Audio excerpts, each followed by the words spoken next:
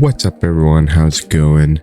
We are back with another game sessions. I know it's been a while since I released a video under game sessions, but now I have something really inspiring to talk about, and it's been taking over my life in the last 5 days. I've been playing with a bunch of friends, playing solo. It's from a really big company that doesn't release many games, but when they do release a game, a lot of eyes are on it. And of course, we are talking about Valve's new shooter, Deadlock.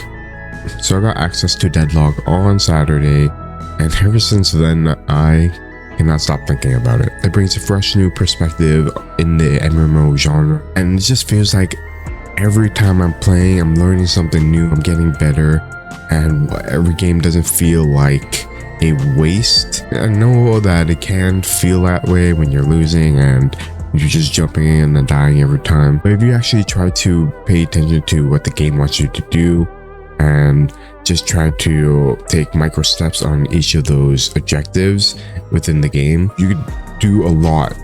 Before I get into my full impressions of the game, I want to preface that it is a very early access. I think it's still in the alpha stages.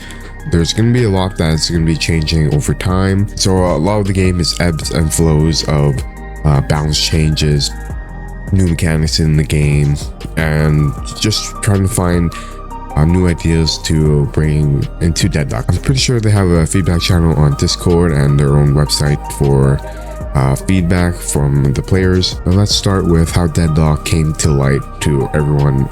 So about a month ago, The Verge released an article about Valve's new secret shooter, and it explained how it wasn't a first-person competitive shooter like Overwatch or Fortnite or Apex or anything like that. It was a lot more MOBA being a shooter. The Verge article from Sean Hollister showed all his experiences with the first couple days of the game. By releasing his article, Sean got banned from the game. So the reason he got banned was because Deadlock was kind of like this hidden secret where certain people from Valve gave invitations to content creators, streamers, and anyone within the close group of Valve. When you open up the game for the first time, you got a pop-up screen saying that this game's in early development and the art and mechanics are just temporary. And on the last sentence of that pop-up window, it says don't share this with anyone. And this is before being open invite for the public. Now, usually when you have a game under development and it's under NDA and you can't talk about it, there is a written form, a written contract tells you explicitly not to talk about the game or mention the game or anything like that. This time, Sean didn't have that obligation to sign an NDA. It was just a text on the screen telling you don't share the game with anyone. They didn't tell you any ramification if you did or anything like that. So I didn't think this would be a problem with The Verge releasing the story with Deadlock. Valve did not think that way and they banned him. This became a huge story. Got so much eyes on the game. A lot of people wanted to see what the game was, how MOBA it is compared to a Dota or League of Legends, and what are the shooting mechanics with it. So there are a lot of mysterious things around Deadlock before it was open to everyone, I think about 3 weeks ago. It's interesting to see how Valve wanted to market this game.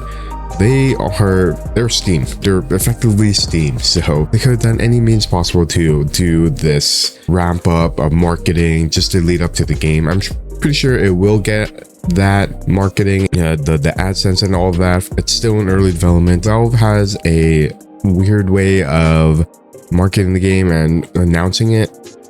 It still had a lot of eyes on it and a lot of people were still talking about it, and that mysterious factor around this game made it so much more compelling. Then roll back to last Saturday where I got access to the game, and now Deadlock is taking over my life. It is kind of bad. For me, MOBAs aren't really my thing. Even PvP games are kind of up in the air for me. I usually stick to single player open world games where the narrative is the focus.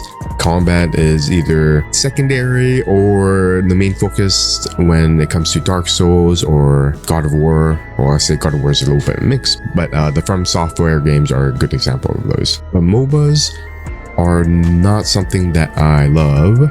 I've tried them. I had a lot more friends that wanted to play League, and that enabled me to try it a lot more. And I got okay at it, not the best. I understood all the mechanics, the objectives that I needed to do to win the game. It was a good time, but it wasn't the best time. The community at the time wasn't great at all.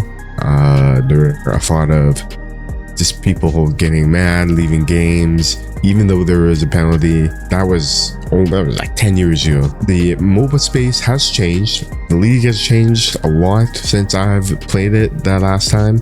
Dota went through a huge refresh 6-7 years ago or something like that. So there's a lot to understand with what the MOBA space is right now. Deadlock got me back into becoming a MOBA fan, and I think for me it's because of the shooting mechanics and the third-person perspective. Over the top is hard for me to control, so clicking around and trying to get that precise skill shot, it could be difficult and kind of takes a while for me to understand the movement for a isometric game.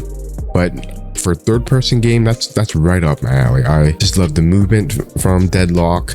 The shooting feels really clean. I keep forgetting that Valve came from a shooter background because they release so little games. You kind of forget what games that brought Valve up in the first place. Then that's Half-Life, Counter-Strike. Honestly, it's a good blend of two games that Valve made in the past: Dota 2 and Team Fortress. Mash those up together, you pretty much have Deadlock. At the moment, Deadlock has 21 characters to choose from. I won't be surprised if they add more throughout the alpha or early access development. I think they wanted to aim for 25 or 26 or something like that, which kind of feels like a good amount, around the mid-20s, just because you're gonna have 12 players in a whole match with different characters. There's no duplicates in the match from either sides. That limits the characters you can play. I think it's a neat idea to have different heroes within the match and no duplicates. It allows you to get creative with different synergies of the heroes. For me, I have 4 heroes that I've been playing with. One that I played the most, I played over 20 something games, is Lash, and he's like this close range character where he can use a whip to grapple towards that enemy or teammate. Then right when you get up to this guy, you have like another Q ability, and then you go straight down.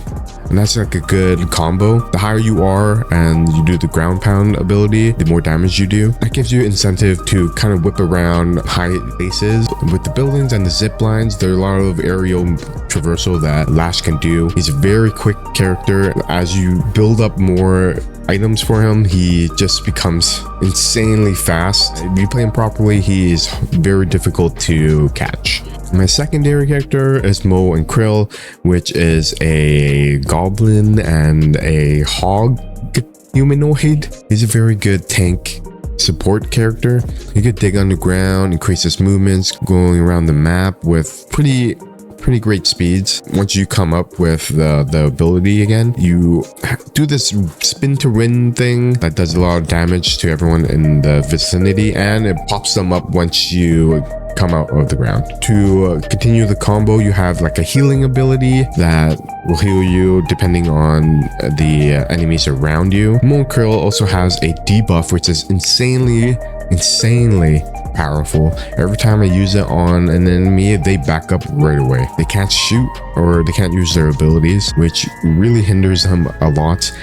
And I'm not gonna go through all the characters I've been playing. Furnace is one, and the other one is Bebop. And of course, all the heroes have unique abilities and skills that synergizes with pretty much all the heroes. Some synergize better with others. But for me, for each character, the goal is to have different utilities of arsenals within your group that can synergize well. You also need really good communication to have those synergies. Adding an extra lane in Deadlock is kind of off for a MOBA. It's usually only 2 lanes or 3. In Deadlock, there's a 4th lane. I feel like that's a great change for a 6v6 PvP game. The jungle is there, but because there's 4 lanes now, it's better to just have the jungle more as a separator for the lanes. The jungles do have enemies in them, but they don't really have buffs or anything like that. They're just there to allow you to farm up more currency so you can buy the certain gear you want or level up your ability. So you have this flow of going to your lane, and